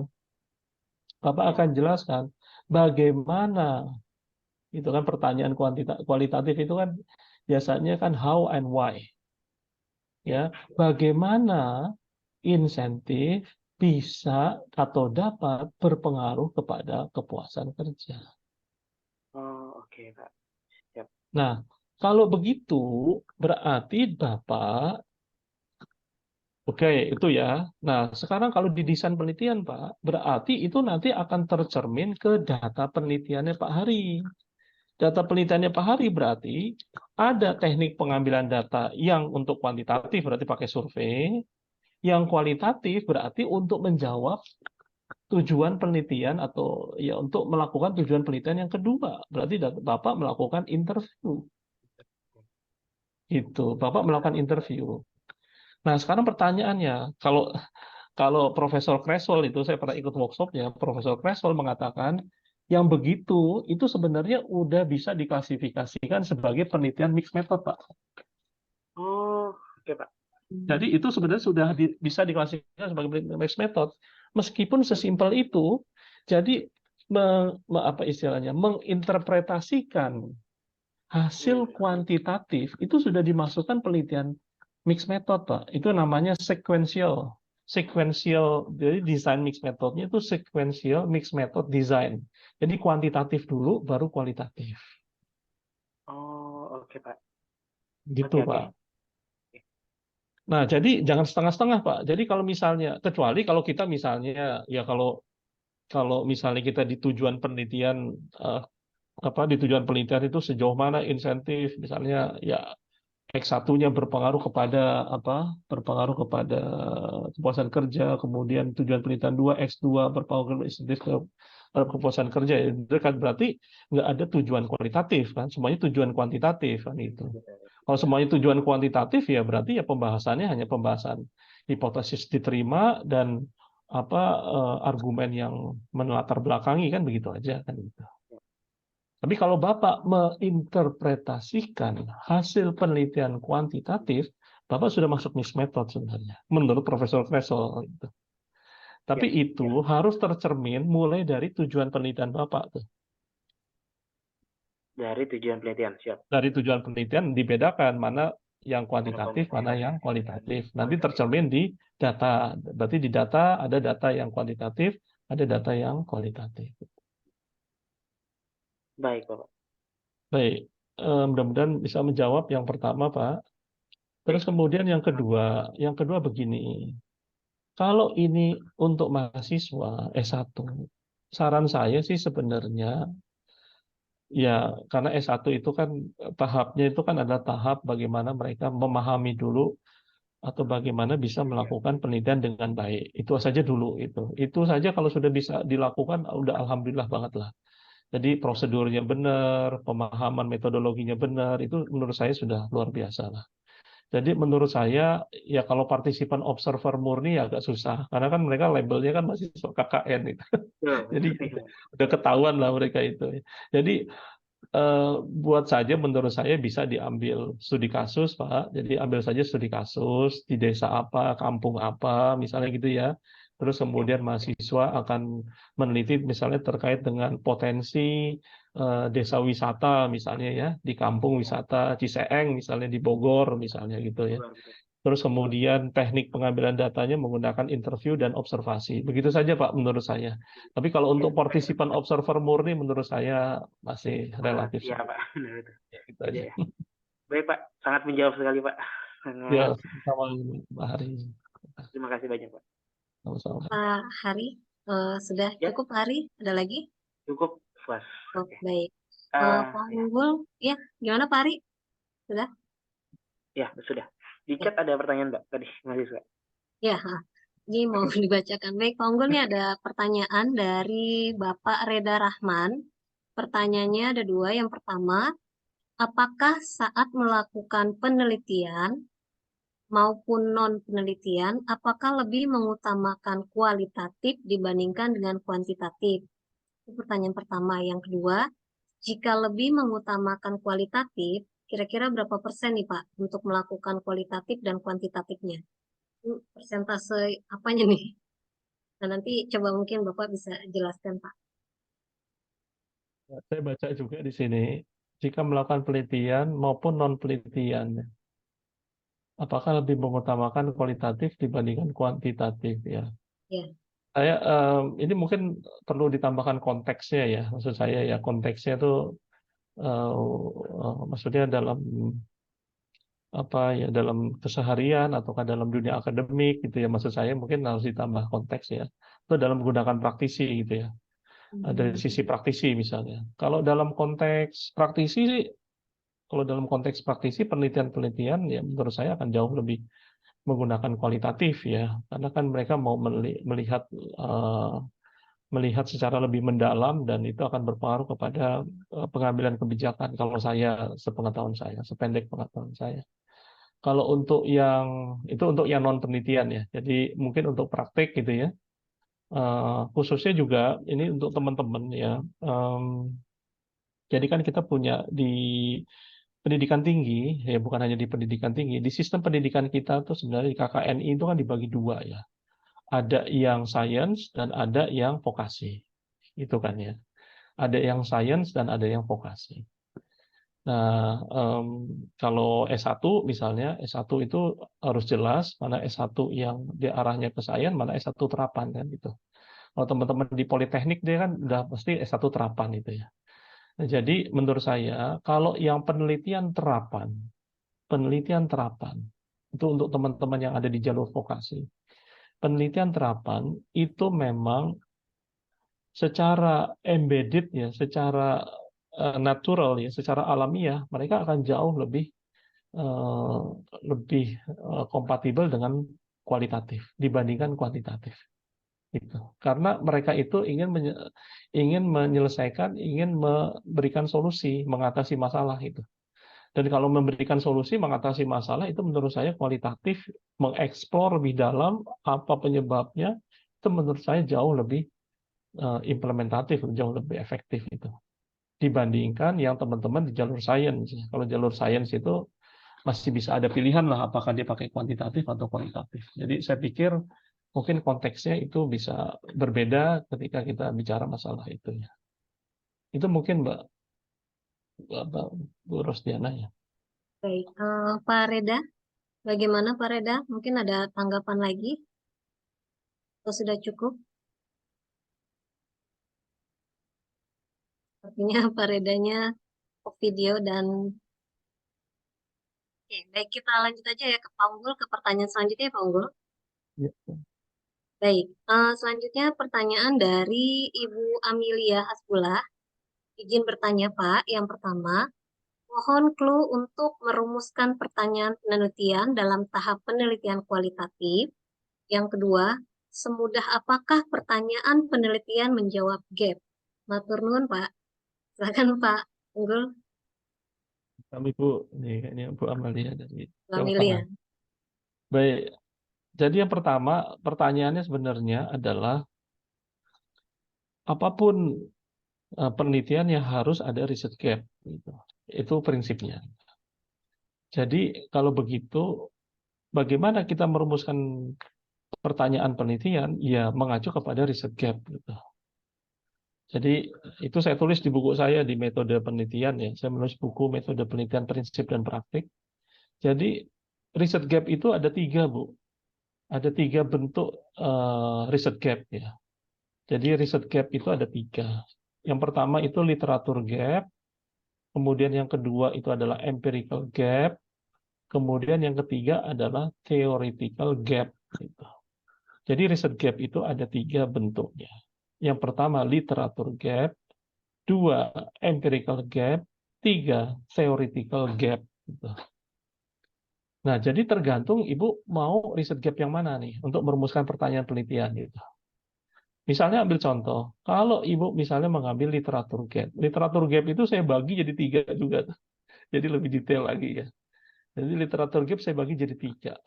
Apakah dia under research atau less study, kemudian yang kedua itu adalah kontradiksi, kemudian yang ketiga adalah konteks dan rekomendasi. Misalnya ambil contoh lah, terkait dengan under research, penelitian yang masih minim. Contoh, dalam konteks bisnis misalnya sekarang kita mengenal apa yang disebut dengan carbon tax ya. Jadi pajak karbon itu. Atau yang terbaru lah yang diresmikan pemerintah, carbon market gitu ya. Pasar modal karbon gitu ya. Nah sekarang kalau kita misalnya riset gap kita adalah masih jarangnya penelitian tentang carbon market di Indonesia, maka kalau Ibu menggunakan literatur gap itu masuk ke tipe under research atau penelitian yang masih minim. Sekarang pertanyaan penelitiannya apa? Ya tinggal turunin dari riset gap itu. Berarti bagaimana penerapan carbon market di Indonesia? Apa saja infrastruktur yang harus dipersiapkan dalam penerapan carbon market di Indonesia? Bagaimana pemahaman pelaku bisnis itu ya terkait dengan carbon market di Indonesia? Apa peluang pengembangan carbon market di Indonesia? Banyak, Bu. Nah, jadi tergantung gap-nya Ibu yang mau mana. Itu. Ya, contoh misalnya theoretical gap. Riset gap yang ketiga ya, bentuknya theoretical gap. Theoretical gap itu salah satunya adalah belum atau apa istilahnya itu satu topik penelitian itu menggunakan teori yang sudah usang itu. Jadi teori itu sudah usang. Jadi kita sebenarnya ada teori baru sebenarnya yang bisa menjelaskan satu topik penelitian. Ya, jadi contohnya misalnya ya Ibu misalnya menerapkan misalnya teorinya terkait dengan masalah ini dalam konteks manajemen strategik ya. Teorinya Porter ya terkait dengan competitive advantage. Itu Porter itu 1980 keunggulan kompetitif. Nah, keunggulan kompetitif itu udah nggak zamannya lagi Bu sekarang. Kalau bicara masalah bagaimana perusahaan itu bisa bersaing, itu keunggulan kompetitif Porter 1980 itu sudah diperbarui oleh teorinya resource based view, RBV teori, gitu. Teori RBV. Gitu. Jadi kalau Ibu misalnya mau ambil theoretical gap, Ibu mengatakan misalnya penelitian tentang strategic management di sebuah perusahaan. Bagaimana penerapan teori RBV, resource based view dalam perumusan manajemen strategik di perusahaan ini, misalnya di perusahaan X misalnya. Nah, itu kan pertanyaan penelitian kan gitu ya. Jadi itu tergantung dari riset gap yang Ibu atau senjangan penelitian yang kita identifikasi. Nah, itu apa dulu yang mau diambil. Jadi itu mungkin harus disesuaikan dengan riset gap yang kita sudah temukan. Terus kemudian yang kedua, semudah apakah pertanyaan penelitian menjawab gap? Jadi menurut saya sebenarnya kalau ditanyakan semudah tergantung penelitiannya Bu. Ya, jadi penelitian itu kan ada 3. Jadi pertama itu adalah penelitian fundamental atau basic research, 2 penelitian terapan atau applied research, 3 penelitian pengembangan atau research and development research itu ya. Nah, kalau Ibu penelitiannya fundamental atau basic research, maka pertanyaan penelitian yang diajukan harus bermanfaat bagi literatur. Gitu.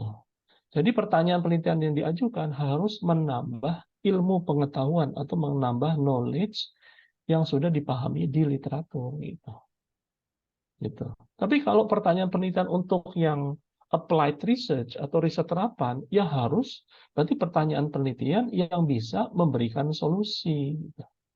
Jadi kalau Ibu pertanyaan penelitian itu hanya sekedar misalnya mengapa, bagaimana mengapa lah, misalnya mengapa, ya nggak memberikan solusi. Harusnya bagaimana solusi yang terbaik, bagaimana model yang akan diterapkan, bagaimana pendekatan yang sesuai dengan masalah itu. Nah, itu pertanyaan penelitian yang bisa menjawab permasalahan. Itu applied research, itu riset terapan. Jadi sejauh mana pertanyaan penelitian itu menjawab gap dikondisikan sesuai dengan tipe-tipe penelitian. Kalau penelitian basic, dia akan jauh lebih memberikan pengetahuan tambahan, knowledge tambahan, itu sudah cukup. Tapi kalau pertanyaan penelitian applied, pertanyaan penelitian terapan, dia harus juga bisa menjawab dan bisa memberikan solusi. Mungkin itu, Bu. Baik, terima kasih Pak Unggul. Ibu Amelia, bagaimana Ibu? Pak Unggul izin, ini Bu Amelia salah satu dosen kita di Unkris. Ya, Bu Amelia bagaimana Ibu?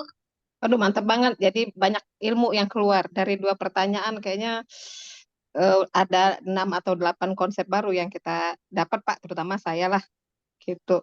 Saya memang agak bingung dengan yang stepping Bapak yang pertama kan, research gap dulu atau question yang mana dulu. Oh, ternyata dari research gap dulu.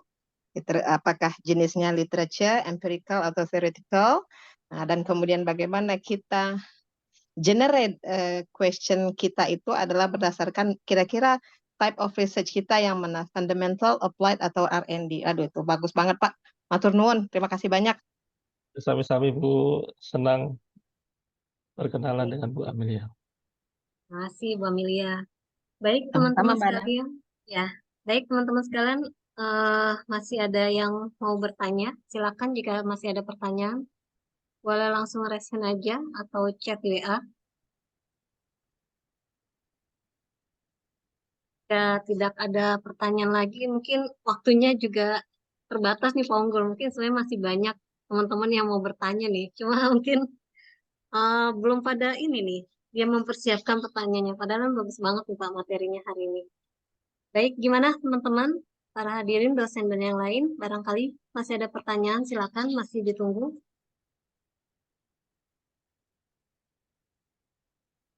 Oke, baik, kayaknya tidak ada pertanyaan lagi nih Pak Unggul. Baik, ya, Bu Munawaroh, Bu Munawaroh ya, mau ada pertanyaan? Maaf. Ya, sedikit. Ya, boleh, monggo. Bapak izin Maaf, Pak, ini wadek mohon kedua maaf, kami ya Pak. mohon maaf Pak Unggul, terima kasih atas sharing ilmunya. Pak Unggul, bagaimana untuk bisa mengaplikasikan ya untuk semula kami kan semuanya kuantitatif ya Pak Unggul untuk penelitian-penelitian yang kita ajarkan ya ke mahasiswa. Bagaimana untuk mengubah, kan tadi pemikiran kita harus kita ubah ya Pak Unggul ya, karena antara kuantitatif dan kualitatif kan berbeda. Bagaimana langkahnya Pak Unggul untuk bisa menerapkan itu? Terima kasih Pak. Ya, betul Bu Munawaroh ini. Pertanyaannya kalau dekanat memang langsung ke sistem ini. Berubah sistem. Karena saya belum terbayang nih Pak untuk bisa menerapkan memulainya itu bagaimana. Ya, terima kasih Pak. Iya, sami-sami Bu.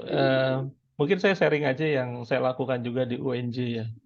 Jadi yang pertama itu Bu adalah langsung menyasar ke pedoman. Itu kita rubah benar itu buku pedoman Bu. Jadi itu perjuangannya panjang gitu. Perjuangannya saya juga dari tahun 2015 baru dirubah itu di tahun 2022 tuh buku pedoman. Jadi 7 tahun tuh saya bergerilya. Akhirnya buku pedoman itu direvisi. Buku pedoman skripsi maksud saya. Jadi di buku pedoman, bukan hanya skripsi, bahkan buku pedoman tesisnya ada maksi, magister akuntansi, magister manajemen, itu kita masukkan semua Bu, pendekatan kualitatif. Jadi ibaratnya kalau kita mau bikin satu sistem ya dari aturannya dulu itu. Nah, jadi kalau begitu sharing saya sebenarnya itu adalah di buku pedomannya dulu. Jadi di buku pedoman kita masukkan bahwa ada skema penelitian menggunakan pendekatan kualitatif.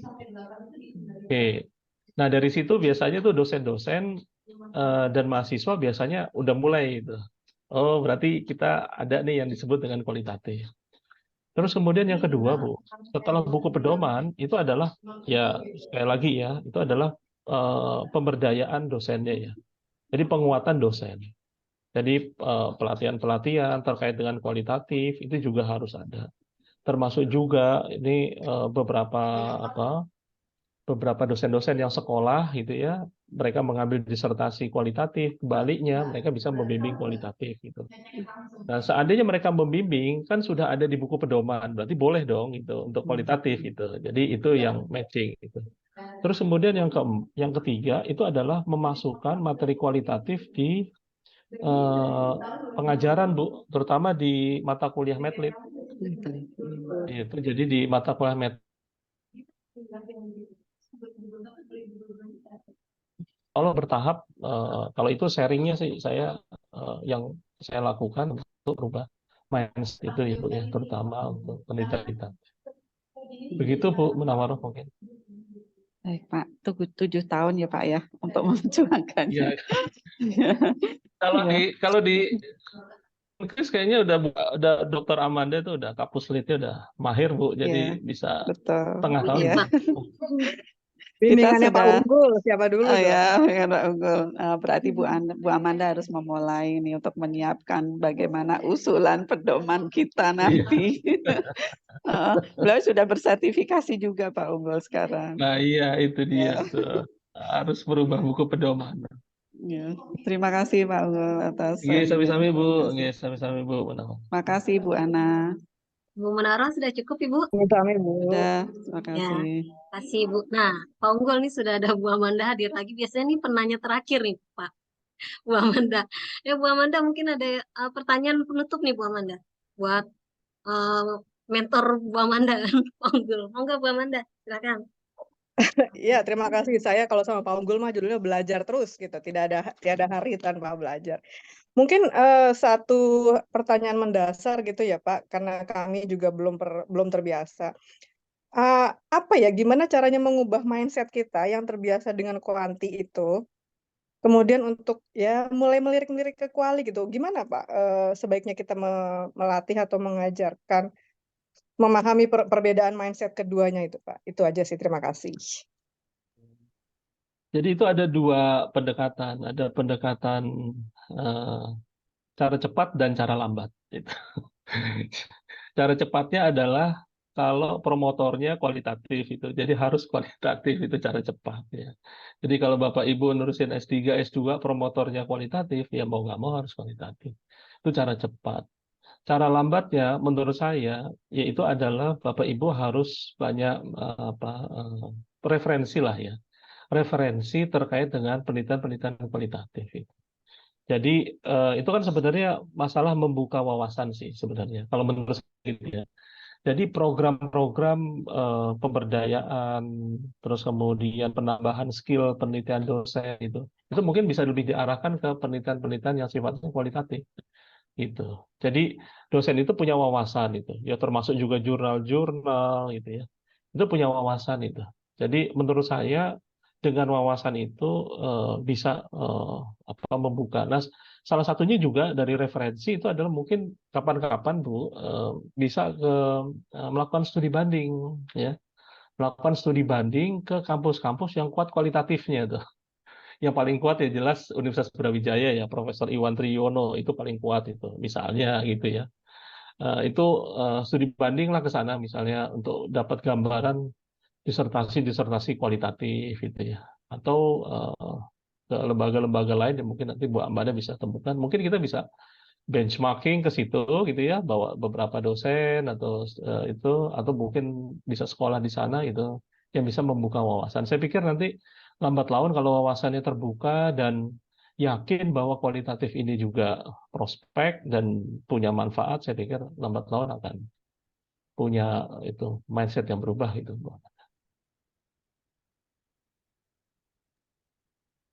Gimana Bu Amanda? Jadi kayaknya cara yang lama itu ya, yang harus kita cara yang panjang. Terima kasih Pak Unggul. Ya, sama-sama. Ya benchmark lah Bu, mungkin jalan-jalan gitu ya, ajak kemana gitu ya. Itu mungkin lebih cepat ya. Mbak, jalan-jalan Mbak. Paling dekat tuh ke UNJ sih, gangguin Pak Unggul. Biasanya saya dekatnya gitu. UNJ Gangguin Ada Prof. masih rencana jalan-jalan kan nih, Mbak? UNJ masih kuantitatif itu. Iya, iya, iya. Iya, promotor saya juga dua-duanya kalap gitu begitu. Saya kuali, mereka yang bingung. Untung ada Pak Unggul Iya, lah, iya, makanya saya bilang. iya, insya Kalau Allah. kami Prof. Anies, Pak Unggul. Oh iya, iya, iya, Prof. Prof. Anies Anies itu. Hariri. Prof. Anies Hariri, ya. Iya. Beliau dosen saya juga, Bu. Oh gitu. Iya. Iya, iya. Prof. Anies Hariri. Undip. Ya mungkin jalan-jalan ke Undip, itu benar. Tuh, Bu Munawwaroh nanti disiapkan Iya. anggarannya kan, Wadek 2 Iya. ya, bisa ya, kerjasama Iya. Puslit. Bu Amanda Asik, Bu. jalan-jalan ke Semarang, Semarang Bu. yuk. Mari. Iya, yuk. Ya, Baik, terima terima kasih. kasih. Pertanyaannya, Bu Ana, Ya. kembali ke Bu Ana. Baik, terima kasih Bu Amanda, Bu Munawwaroh, Pak Unggul. Dan mungkin dari Bu Amanda nih pertanyaan terakhir saja ya Bu Amanda ya, karena mengingat waktu juga. Baik untuk hadirin sekalian, jadi dari hasil diskusi kita pada hari ini menarik sekali diskusinya. Jadi intinya tuh jantungnya penelitian kualitatif tuh tadi kalau saya catat itu adalah pertanyaan penelitian itu ya Pak, dan datanya harus relevan dan konsisten pertanyaan-pertanyaan penelitian itu dengan pembahasan penelitian. Itu intinya jantung dari penelitian kualitatif. Baik, sebelumnya saya ucapkan terima kasih kepada seluruh peserta yang sudah hadir untuk kegiatan kita pada hari ini. Bu Ana, Semoga, ya, Mbak Mana? daftar hadirnya jangan lupa diisi. Oh ya, teman-teman sepertinya tadi sudah di-share ya Pak Hari ya, untuk absensinya ya. Sudah di-share. Ada Buat yang teman-teman, problem nggak kira-kira untuk masuk ya, mungkin daftaran? sambil di-share kembali Bapak Hari. Oke, Teman-teman saya share sekalian kembali ya. mengingatkan kembali untuk absensinya silakan diisi. Baik, saya ulangi kembali, saya ucapkan terima kasih kepada seluruh peserta, khususnya juga Pak Unggul sebagai moderator pembicara kita hari ini, narasumber kita hari ini. Semoga semua teman-teman yang hadir hari ini, yang mengikuti seminar ini bisa mendatangkan manfaat bagi kita semua. Khususnya juga buat universitas kita ya Bu Amanda, Fakultas Ekonomi khususnya. Nanti Bu Amanda mentor ya di kualitatif. Oke, baik. Untuk selanjutnya saya kembalikan lagi ke MC untuk penutupan kegiatan kita pada hari ini. Terima kasih Pak Unggul, terima kasih Bapak Ibu dosen dan teman-teman sekalian. Assalamualaikum warahmatullahi wabarakatuh. Waalaikumsalam warahmatullahi wabarakatuh. Baik, terima kasih kepada Ibu Rosdiana SEMM selaku moderator yang telah memandu acara hari ini. Dan terima kasih juga kepada Bapak Unggul Purwohedi, PhD CMA, yang telah memaparkan materinya, serta terima kasih kepada Bapak Ibu dosen, serta mahasiswa-mahasiswi yang telah hadir, dan menyempatkan waktunya pada acara seminar mengenal pendekatan kualitatif hari ini. Acara selanjutnya yaitu penyerahan sertifikat pemateri untuk Bapak Unggul Purwohedi, PhD CMA. Baik, Pak, saya screen sebentar.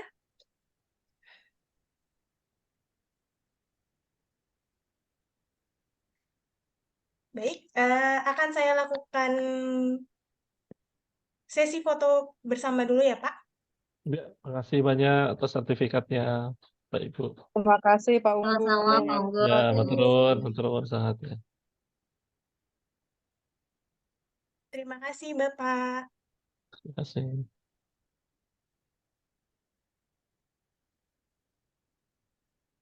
Hadirin sekalian, sebelum saya menutup acara seminar siang hari ini, izinkan juga saya untuk mengambil sesi foto bersama bagi Bapak, Ibu, dan teman mahasiswa-mahasiswi untuk mengaktifkan kamera terlebih dahulu. Terdapat 3 slide, akan saya ambil dari slide pertama terlebih dahulu. Untuk slide pertama, 1, 2, 3. Baik, slide kedua, 1, 2, 3.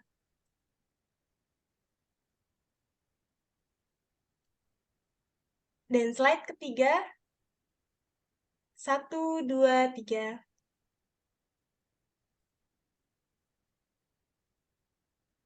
Baik, hadirin yang saya hormati, tiba saatnya pada rangkaian acara yang terakhir, yakni pembacaan doa dan penutup. Hadirin sekalian, marilah kita tutup acara seminar mengenal pendekatan kualitatif dengan bacaan hamdalah.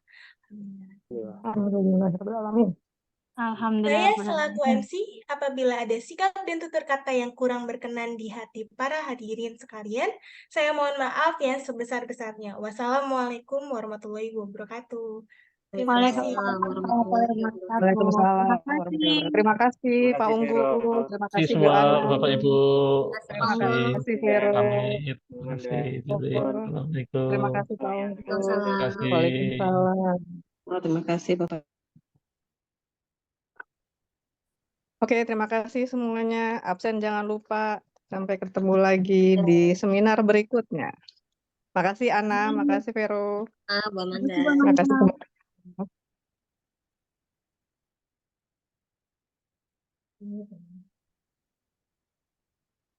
Mbak.